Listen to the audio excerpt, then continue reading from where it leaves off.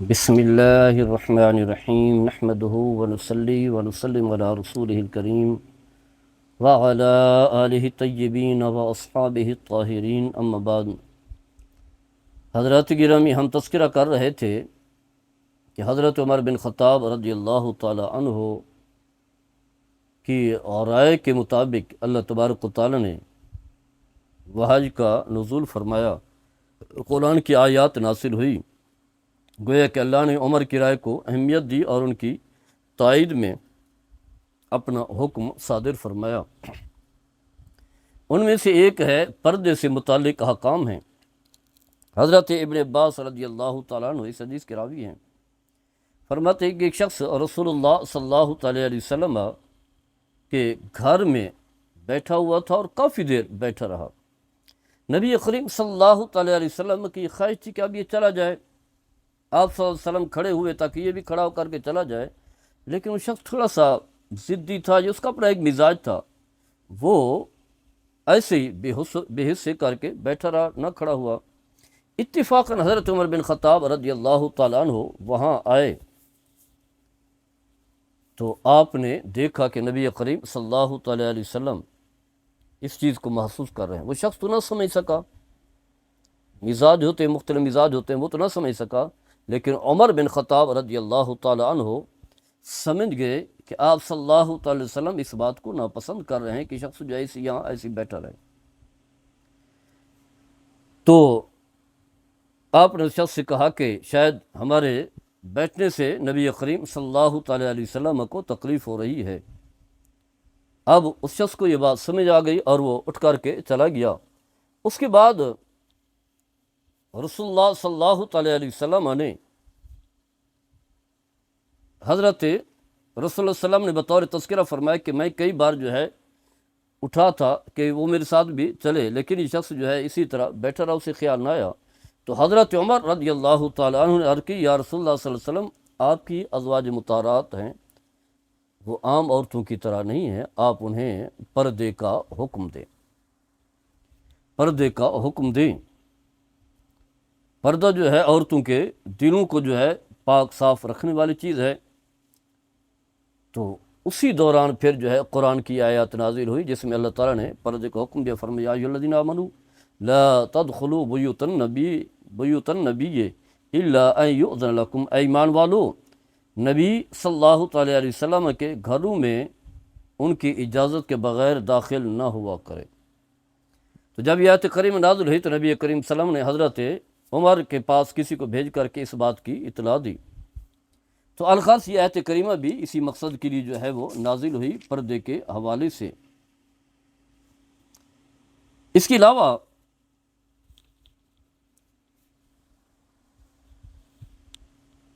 منافقین کی استغفار کے بارے میں حضرت عبداللہ بن عباس رضی اللہ تعالیٰ عنہ روایت کرتے ہیں کہ جب قرآن کی آیت کریمہ نازل ہوئی جس میں اللہ فرماتا ہے ان تستغفر لہم 70 مرۃ فلن یغفر اللہ لہم، اے پیغمبر اگر آپ ان منافقین کے لیے 70 مرتبہ بھی استغفار کریں تب بھی اللہ تعالیٰ جو ہے انہیں معاف نہیں فرمائے گا۔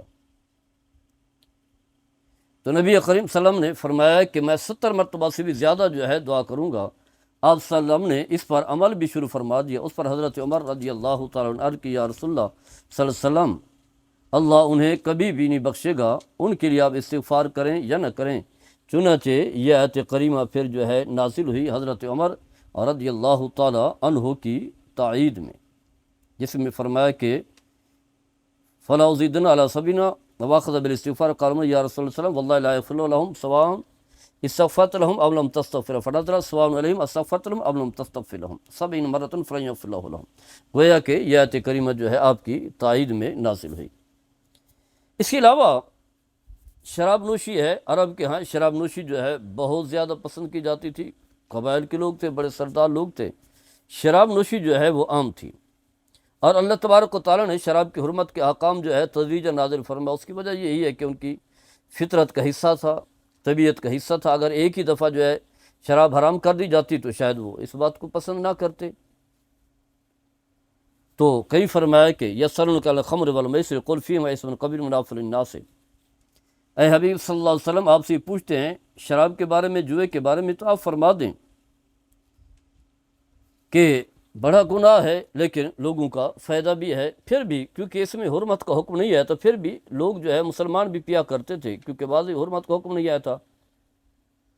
ایک بار ایسا ہوا کہ کسی نے شراب پی کر کے نماز مغرب پڑھائی، تو شراب کا نشہ ہوتا ہے، مدہوشی والی کیفیت ہوتی ہے، تو سورہ کافرون کی آیات کی جس میں وہ غلطیاں کر بیٹھے، آبدو ما تعبدون لا تعبدون، اس طرح کے۔ تو پھر اللہ تبارک و تعالیٰ نے دوسرا مرحلہ جو ہے شراب کی حرمت کا، فرمایا لا تقربوا الصلاۃ وانتم سکارا، اے ایمان والو جب تم نماز پڑھ رہے ہو تو اس وقت شراب کے قریب نہ جایا کرو، حتی تعلموا ما تقولون، کیونکہ تاکہ تمہیں معلوم ہو جائے تم کیا کہہ رہے ہو۔ تو حضرت عمر رضی اللہ تعالی عنہ کو جب پہلی آیت سنائی گئی تو یہی کہا کہ اللہم بین لنا فی الخمر بیانا شافیا، اے اللہ اب ہمارے لیے جو ہے واضح حکم نازل فرما دے شراب کے بارے میں۔ تو جب دوسری آیت نازل ہوئی تو حضرت عمر نے بھی پھر وہی الفاظ کہے، اللہم بین لنا فی الخمر بیانا شافیا۔ اس کے بعد جو ہے پھر اللہ تبارک و تعالیٰ نے یہ آیت نازل کی جس میں فرمایا یا ایھا الذین آمنوا انما الخمر والمیسر والانصاب والازلام رجس من عمل الشیطان، یعنی اب حرمت کا حکم آ گیا، فرمایا کہ شراب اور جوا جو ہے یہ گندگی ہے، ناپاکی ہے، اسے بچو۔ بہت سارے جو ہے اللہ تبارک و تعالیٰ نے پھر احکام نازل کیے، فَلَنْتُمْ مُنْتَهُونَ، فرمایا تم اس سے باز کیوں نہیں آتے۔ تو گویا کہ حضرت عمر رضی اللہ تعالیٰ عنہ کی جو خواہش تھی کہ شراب کی حرمت سے متعلق جو ہے حکم نازل ہو، تو اللہ تعالیٰ نے حکم نازل فرما دیا۔ اسی طرح جو ہے